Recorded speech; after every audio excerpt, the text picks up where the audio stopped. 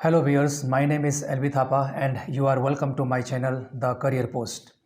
I have started a biography series on my YouTube channel in which I will tell you the great life story of all-time great people. Their contributions are so immense that they have become immortal.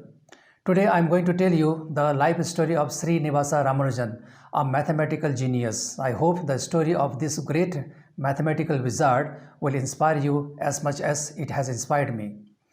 Well, let me tell you one more thing before I tell you the story of this great man. Actually, I have thoroughly researched the life and work of Srinivasa Ramanujan and wrote a book about him. The name of the book is Srinivasa Ramanujan, the Greatest Indian Mathematician. The book has been published by Amazon.com. The book has received a 5-star rating by the readers and the book is one of the best-selling books on Amazon.com. I have mentioned the link to the book in the description box. If you want to purchase the book, then you can buy it from Amazon.com. So here I start the life story of Srinivasa Ramanujan. Srinivasa Iyengar Ramanujan was born in his grandmother's house on December 12, 1887 in Kumbakonam, Tamil Nadu, India.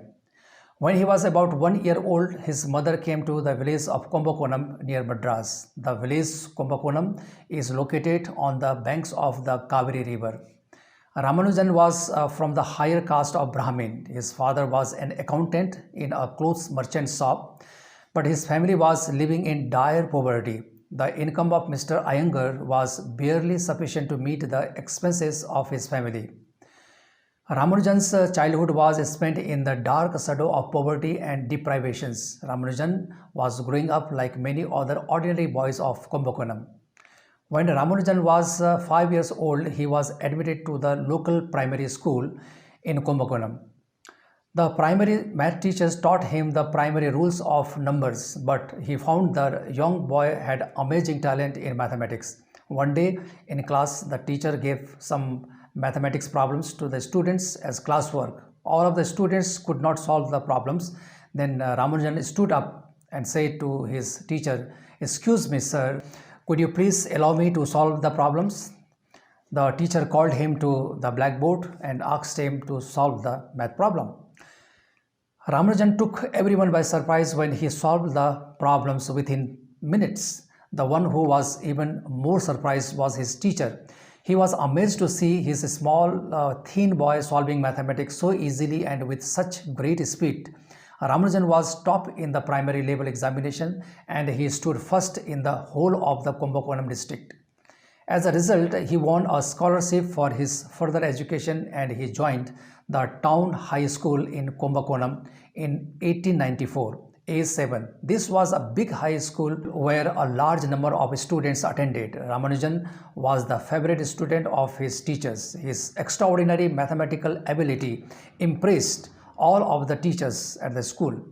By the age of 10, Ramanujan was able to solve the math of the senior classes. One day, he borrowed a trigonometry book written by Professor Loney.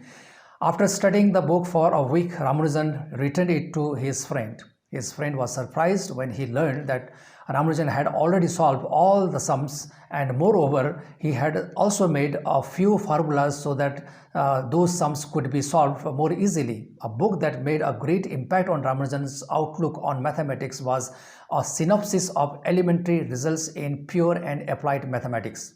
This book was published in 2 volumes. The first appeared in 1880 and the second volume appeared in 1886. The author of the book was George Soubise Carr. This book was a result of many years of hard work and research, but unfortunately, the book did not make much impact on scholars. As a result, the book was left in obscurity. One day, Ramanujan was browsing through the shelves of books in a library where, by chance, he found George Soubise's books. While studying it, he found that the book was immensely useful for the senior students of mathematics. Ramanujan highlighted several important aspects of the book and as a result, the book began to gain popularity among the teachers and students. Now Ramanujan decided to work on theorems. He invented some formulas and used them to solve mathematical approaches. Most of the formulas invented by Ramanujan are available in his notebooks. In the meantime, Ramanujan came first in the matriculation examination in the Kumbakonam districts. This great success awarded him a scholarship for the college education. Ramanujan's deep love for mathematics consumed most of his time, and as a consequence, he failed in his first arts examination. This made him very frustrated, and later he even changed to another college. Ramanujan joined Pachayappa's college in Madras as a first arts student in 1906 at the age of only 19. He had already carved a niche as a mathematics wizard in Kumbakonam and Madras. Ramanujan was given a grant from the principal, and he only had to pay half the fees.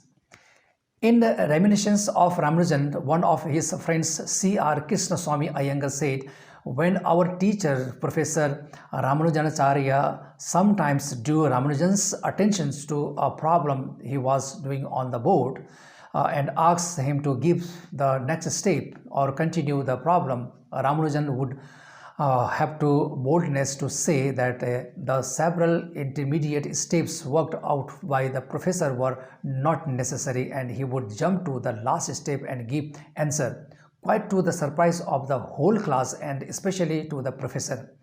The professor would then ask him to come to the blackboard to explain to the class how he had arrived at the answer.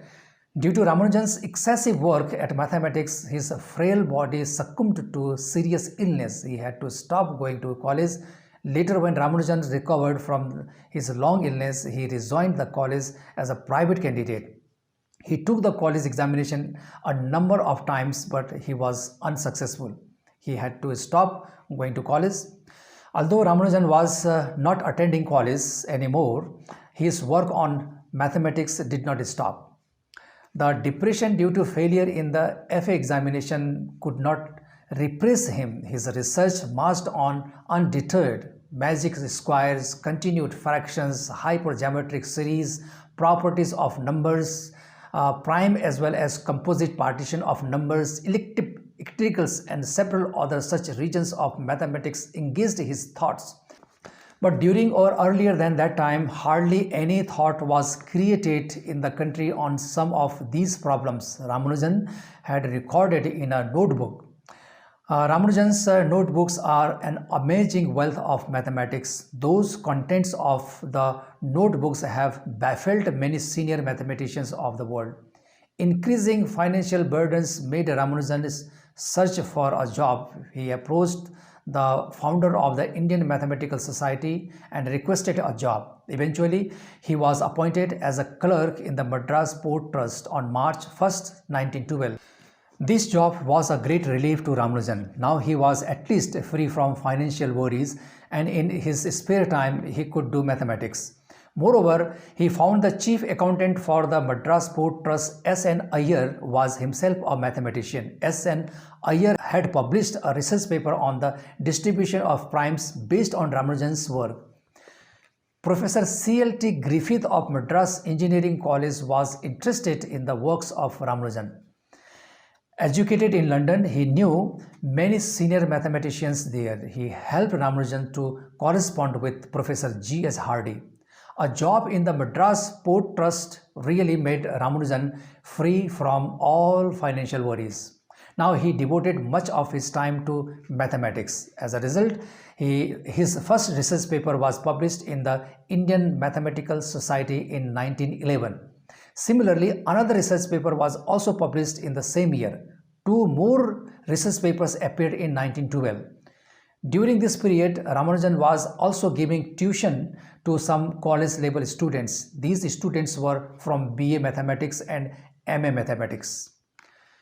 Ramanujan was teaching them math using various methods. He also showed them some of his own formulas which could be used to solve mathematical sums even more easily. These college students used to call Ramanujan a wizard of mathematics. Professor P.B. Seshu Iyer, who had great confidence in Ramanujan's ability, suggested that he corresponds with G.S. Hardy, a fellow of Trinity College, Cambridge, England. Ramanujan wanted to show his latest works to Professor G.H. Hardy. Therefore, he wrote a letter to Professor G.H. Hardy. The letter of Ramanujan's created a great sensation among the scholars at Cambridge.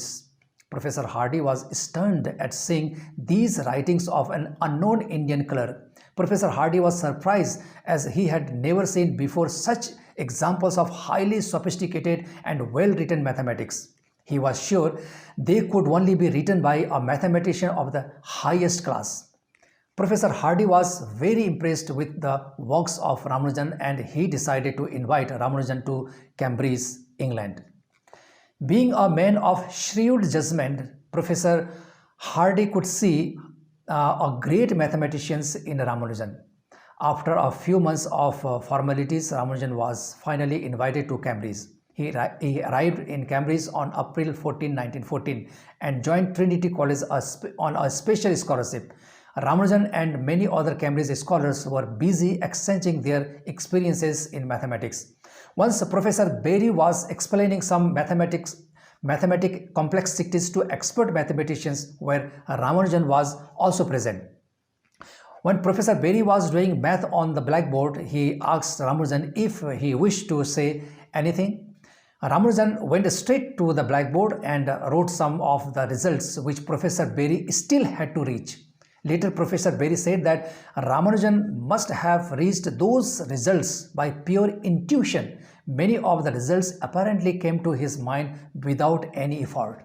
He was, however, aware that a good deal of intellectual effort would be required to establish his philosophical theories.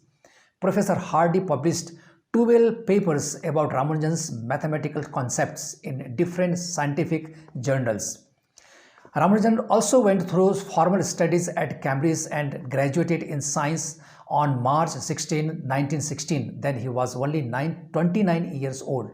Ramanujan, for his distinctive work, was awarded the highest British honor. He was made a Fellow of the Royal Society in February 1918. Professor Hardy informed Madras University about Ramanujan's great achievement as a Fellow of the Royal Society. Ramanujan was doing very well in his studies, but his poor health made him worried. His health was continuously plummeting and finally on February 27, 1919, Ramanujan returned home to India. He was granted a handsome scholarship by Madras University and every possible facility were given to him for his research in mathematics. Due to his deep dedication to his work, he became run down and caught tuberculosis. Despite his ill health, he continued to work hard. Eventually, he had to be admitted into hospital. Every possible effort was made to save his life, but on the fateful day of April 26, 1920, he passed away at the young age of 32. Although Ramanujan died long ago, he is always remembered for his supernatural ability in mathematics. Researchers and scholars are still working on various mathematical concepts proved by Ramanujan in his famous notebooks. The only bright star that India could produce in the field of mathematics was Ramanujan. But it was India's misfortune that they could not recognize this precious jewel early on. When Ramanujan was struggling against his fatal penury, no one came to his rescue. But when he was dying of tuberculosis, life was desperately attempted to save. But it was too late. Ramanujan died young, but he had made an immense contribution to enrich mathematics. Many scholars have been studying the rich amount of theorems and mathematical concepts developed by Ramanujan. A few of his mysterious mathematical formulas have recently been understood, but there are still many theorems there are to be proved. Ramanujan did not live long enough for him to explain how his formulas would work to solve a particular sum. I hope you have found this biography about Srinivasa Ramanujan informative and full of inspiration. I have planned to make a few videos about the life and work of some great people. What do you think about this video? Please make your comment. This much in this video. Very soon I will come to you with another video. Until then, goodbye.